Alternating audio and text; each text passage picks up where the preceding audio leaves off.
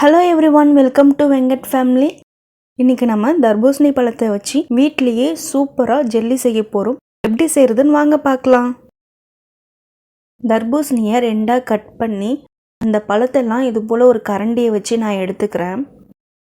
இந்த பழத்துல இருக்க விதையெல்லாம் எடுக்கணும்னு அவசியம் இல்லை. ஏன்னா நம்ம இதை அரைச்சி வடிகட்ட தான் போறோம்.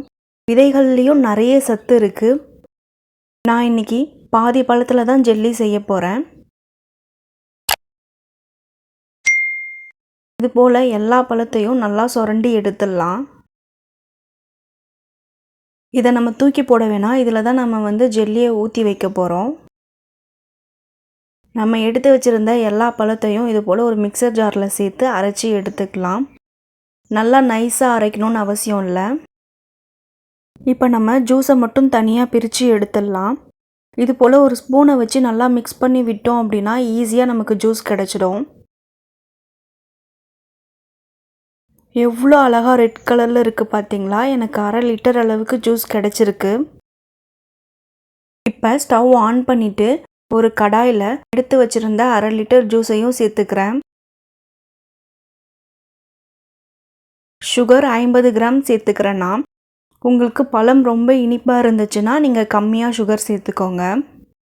அகர் இதை கடல் பாசின்னு சொல்லுவாங்க. நான் 5 கிராம் அளவுக்கு சேர்த்துக்கிறேன். இது எல்லா சூப்பர் மார்க்கெட்லேயுமே கிடைக்கும். 1/2 லிட்டர் ஜூஸுக்கு 5 கிராம் சேர்த்துக்கிறேன். இந்த அகர் நல்லா கரையணும்.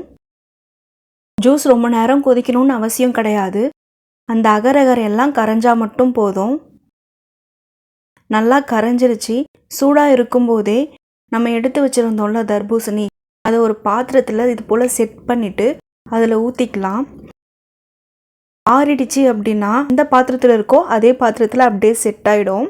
அதனால் சூடாக இருக்கும் போதே நம்ம இதை இது போல் ஊற்றி வச்சிடலாம்.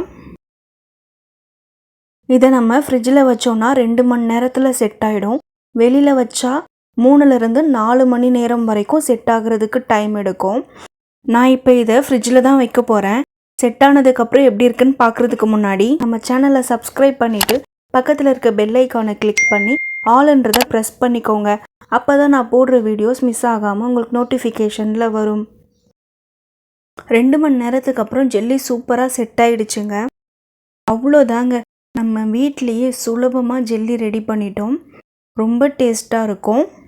நிறைய குட்டீஸ்க்கு தர்பூசணி பிடிக்காது. அவங்களுக்கெல்லாம் இது போல் வீட்லேயே சுலபமாக செய்து கொடுங்க. ரொம்பவே விரும்பி சாப்பிடுவாங்க. ஓகே ஃப்ரெண்ட்ஸ், நம்ம நெக்ஸ்ட் வீடியோவில் பார்க்கலாம். பாய்.